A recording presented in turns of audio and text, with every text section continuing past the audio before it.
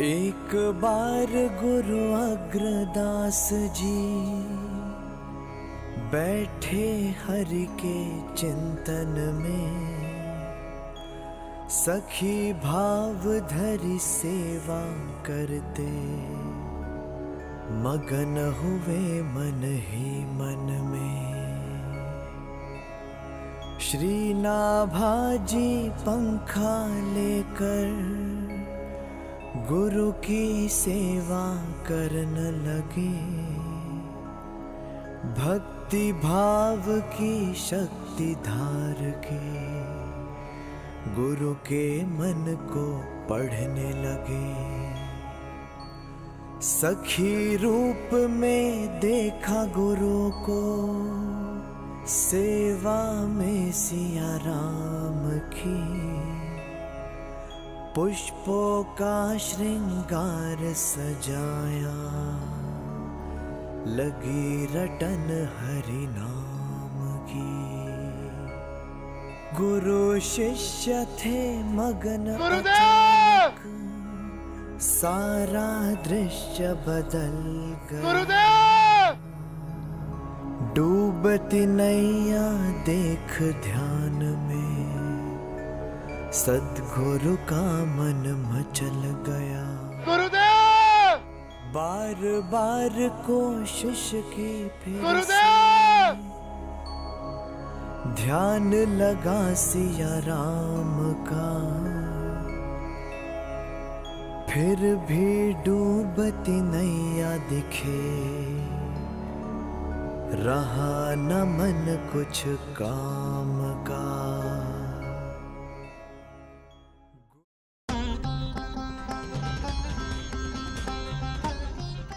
हे ईश्वर, गुरुदेव के मुख के भाव परिवर्तित कैसे हो गए?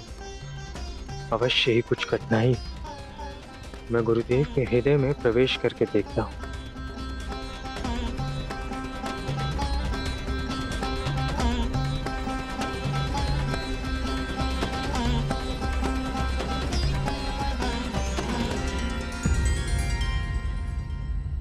गुरु को व्याकुल देख शिष्य ने, पंखे से संकेत किया, डूबी नैया पार लगाए, फिर सद्गुरु को चेत किया।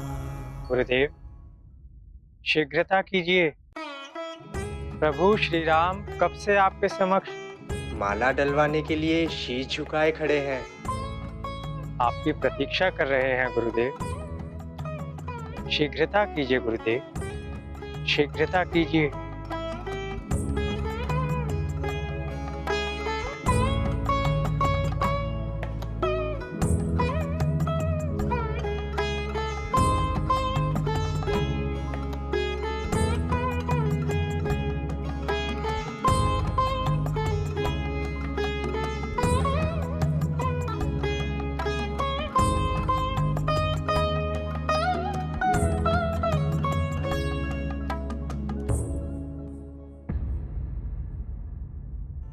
अभी अभी कौन बोला? किसी ने कुछ कहा? जो मुझे वहां रंगमहल में सुनाई दिया वो किसका स्वर था?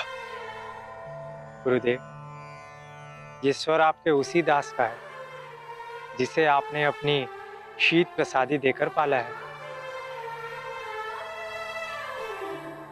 ये शक्ति तुम्हारे पास कहां से आई जो तुम मेरे हृदय के भीतर प्रवेश कर गए और जहाज को इतनी दूर से रोक लिया? गुरुदेव, आपने मुझे संत सेवा की आज्ञा दी है। इतने वर्षों से इस पावन स्थान में संतों की इसी सेवा का ये परिणाम है। अद्भुत, अद्भुत।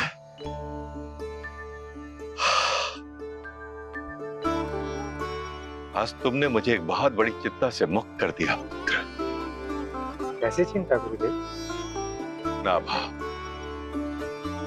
बहुत दिनों से मेरे मन में यह विचार आ रहा था कि लोग कभी संतों को जान ही नहीं पाते।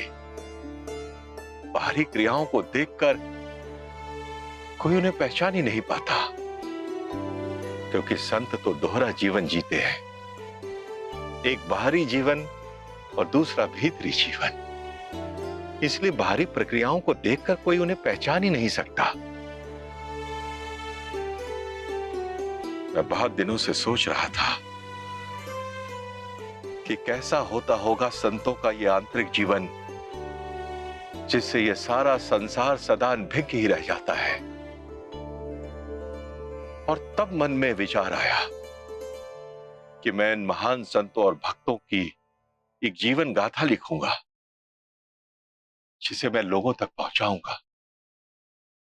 ये तो बहुत उत्तम विचार है गुरुदेव। नाभा, मैं सिया जी की सखी चंद्रकला का रूप धारण करके सदैव सियाराम जी के साथ ही रहता हूं। मैं अष्टयाम सेवा में सदैव भक्ति में लीन रहता हूं नाभा। और इसके उपरांत मेरे पास जो समय शेष रहता है वो यहां व्यास आश्रम में तथा अन्य संतों की सेवा में लीन रहते हुए सामाजिक दायित्वों के निर्वाह में ही रह जाता है। मेरे हृदय में यह विचार तो कई बार आया कि मैं महाभक्तों की यह गाथा स्वयं अपने हाथों से लिखूं, किंतु समय के अभाववश मैं कभी ये लिख नहीं पाया और इसी कारण से ये कार्य अब तक संपन्न नहीं हो पाया। गुरुदेव, आपके इतने शिष्य हैं, आप किसी को भी आज्ञा देंगे वो आपके इस कार्य को संपन्न कर देंगे। नहीं नाभा, प्रत्येक व्यक्ति यह महान कार्य नहीं कर सकता जब तक हम संतों के हृदय के भीतर प्रवेश करना नहीं जानेंगे। तब तक हम उनका चरित्र लिख ही कैसे पाएंगे। तो जिसके पास ऐसी अद्भुत और अलौकिक क्षमता होगी नाभा, वही इस गाथा में इन महान संतों और भक्तों का चरित्र लिख पाने में सक्षम हो पाएगा।